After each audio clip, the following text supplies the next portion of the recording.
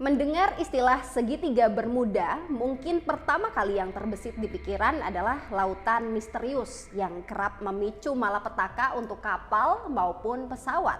Makanya banyak orang ngomongin segitiga Bermuda ini pasti mengkaitkannya dengan berbagai mitos atau hal mistis yang menimbulkan tanda tanya.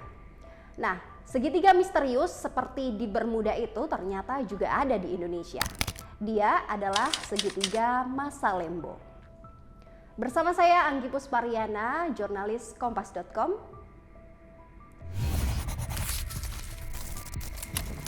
Jadi gini ceritanya.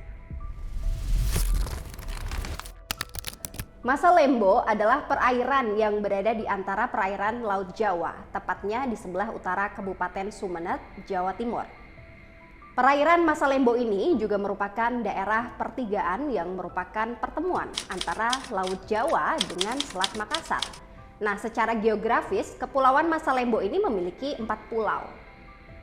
Nah, 3 di antaranya merupakan pulau utama yang berpenghuni, Pulau Masalembu, Masa Kambing, dan Masa Karamian.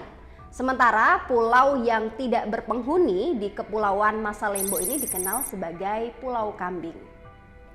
Lokasinya yang mempertemukan 3 titik itu bila ditarik garis memang akan membentuk segitiga imajiner. Julukan segitiga Bermuda Indonesia ini disematkan ke perairan Masalembo lantaran kecelakaan kapal atau pesawat di wilayah ini yang hampir semuanya menciptakan korban jiwa yang banyak. Nama Masalembo sendiri diambil dari nama kepulauan yang berada di tengah Laut Jawa, tepatnya di sebelah utara Kabupaten Sumeneb, Jawa Timur, yakni Kepulauan Masalembu. Nah, kalau dari sejarah, katanya asal muasal kepulauan ini dinamai Masalembu bermula dari banyaknya populasi sapi atau lembu yang ada di sana. Saat itu, Pulau Masalembu ini kerap disinggahi saudagar dari Bugis saat kondisi angin tak memungkinkan untuk berlayar. Hal itu lantas membuat orang-orang Bugis kemudian menyebut pulau itu dengan sebutan Nusa Lembu atau Pulau Sapi. Lama-kelamaan penyebutan Nusa Lembu pun berubah menjadi Masalembu. Salah satu mitos di Masalembo yang terkenal dan diyakini masyarakat, konon perairan ini dikuasai oleh Ratu Malaka. Mitos lain menyebut perairan Masalembo merupakan tempat makhluk halus dan siluman yang berkumpul. Makanya ada cerita di zaman dulu, siapapun yang akan melewati perairan tersebut mesti memberikan salam, meminta izin, bahkan membawa sesajen atau sesembahan agar bisa selamat melewati perairan Masalembo. Selain itu ada kepercayaan yang beredar di kalangan masyarakat yang tinggal di kawasan Masalembo, yang mana sebagian besar dari mereka ini berprofesi sebagai nelayan. Masyarakat di kawasan Masalembo memiliki pantangan tersendiri untuk tidak melaut pada Desember hingga bulan Juni, karena pada saat itu gelombang laut Masalembo sangat tinggi dan besar. Masyarakat juga punya istilah garis putih untuk menggambarkan daerah yang biasanya ini paling banyak memakan korban. Garis putih ini menjadi batas wilayah aman bagi nelayan untuk melaut dan bagian yang dibatasi adalah bagian yang sakral. Nelayan Masalembo percaya apabila saja nekat melewati garis putih ini, maka bahwa orang tersebut tidak akan selamat, termasuk kapal dan seluruh bawaan. Banyak kecelakaan yang terjadi di perairan Masalembo. Namun dari banyaknya kecelakaan tersebut, ada 2 peristiwa kecelakaan yang paling membekas dalam sejarah musibah di tanah air.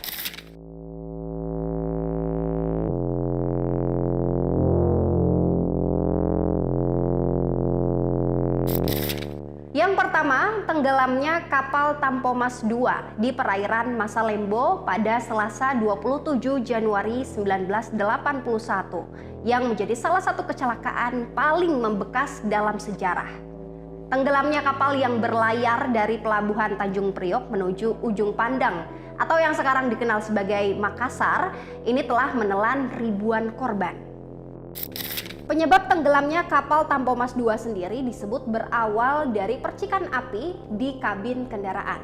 Api itu kemudian menjalar ke seluruh bagian kapal yang memicu kepanikan di dalam kapal.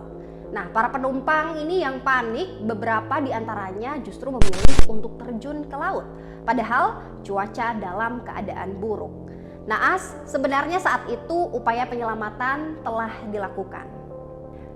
Beberapa kapal lain yang berada di sekitar kapal Tampomas II diperintahkan mendekat untuk memberikan pertolongan. Tapi itu tadi, karena cuaca buruk, penyelamatan tidak bisa berjalan optimal. Akibatnya, dari 1054 penumpang ditambah 82 awak kapal, 90 orang dinyatakan tewas dan 340-an orang tidak diketahui nasibnya, termasuk sang nahkoda Abdul Rifai. Sedangkan jumlah korban yang selamat ada sekitar 671 orang. Jumlah korban kecelakaan ini menjadi musibah perairan terburuk keempat di dunia. Setelah Titanic di tahun 1912, Lusitania 1915, dan Empress of Ireland di tahun 1906.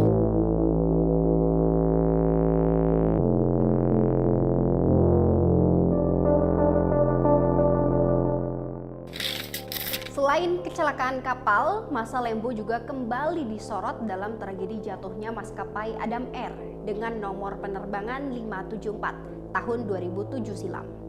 Pesawat yang lepas landas dari Bandara Juanda dengan tujuan Manado itu dijadwalkan mendarat pukul 16.14 waktu Indonesia Tengah.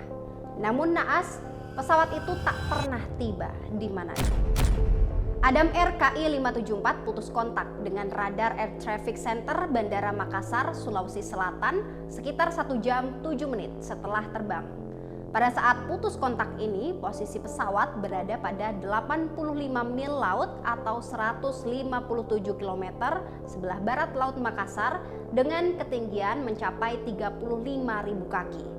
Hingga pukul 00 hari itu, posisi pesawat Adam Air KI 574 masih juga belum diketahui. Namun, radar milik Singapura menangkap pancaran emergency locator beacon di Rantai Pao Tanah Toraja, Sulawesi Selatan. Titik terang pencarian pun muncul setelah seorang nelayan Majene yang menemukan ekor pesawat Adam Air pada 11 Januari 2007. Namun, baru pada hari ke-25 pencarian, kotak hitam pesawat Adam Air KI 574 baru ditemukan. Dan setelah itu, pencarian pun dihentikan. Sebanyak 96 penumpang dan 6 orang awak pesawat yang dibawa Adam Air itu semuanya dinyatakan meninggal dunia. Terlepas dari mitos dan misteri yang melekat dengan segitiga Masa Lembo, kondisi yang unik di perairan Masa Lembo ini sebenarnya bisa dijelaskan secara ilmiah. Dalam penelitian LIPI berjudul Menguak Mitos Segitiga Masa Lembo dalam Perspektif Oseanografi tahun 2016, peneliti Adi Purwandana menjelaskan tentang fenomena turbulensi di udara yang mengancam keselamatan penerbangan serta pusaran yang mengancam keselamatan pelayaran di Masa Lembo. Jadi katanya, fenomena ini adalah efek dari perbedaan kondisi Laut Jawa yang merupakan perairan dangkal di sebelah barat Kepulauan Masa Lembo dengan Laut Flores yang merupakan perairan laut dalam di sebelah timur. Sementara untuk fenomena pusaran air di perairan Masa Lembo, katanya ini disebabkan oleh adanya arus lintas Indonesia atau Arlindo yang mengalirkan massa air dari Samudra Pasifik menuju Samudra Hindia. Selain mengalir melalui Selat Makassar, Arlindo ini juga mengalir melalui perairan laut dangkal yaitu Laut Jawa yang dibawa dari Laut Cina Selatan. Kedua arus ini bertemu di wilayah segitiga Masa Lembo sehingga menimbulkan pengacakan arus dan turbulensi. Fenomena pusaran inilah yang dapat mengancam keselamatan moda transportasi laut, terutama untuk kapal-kapal bertonasi kecil ketika melintasinya.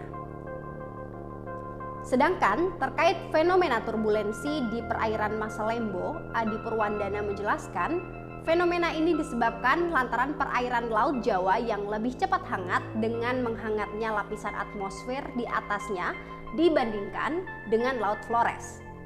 Hal ini menyebabkan perbedaan tekanan udara karena tutupan awan sebagai dampak dari penguapan. Perbedaan tekanan udara yang secara tiba-tiba inilah yang menghasilkan fenomena turbulensi yang dapat mengancam keselamatan ketika pesawat udara melintasinya. Bukan berniat membuka luka lama, namun peristiwa yang terjadi bisa menjadi pelajaran bagi pelayanan transportasi Indonesia, supaya kejadian serupa tak terulang kembali. Semoga korban pergi dalam keadaan tenang, dan kita yang sehat agar tak lupa berdoa memohon keselamatan setiap akan memulai perjalanan. Sekian dulu cerita kali ini. Bye.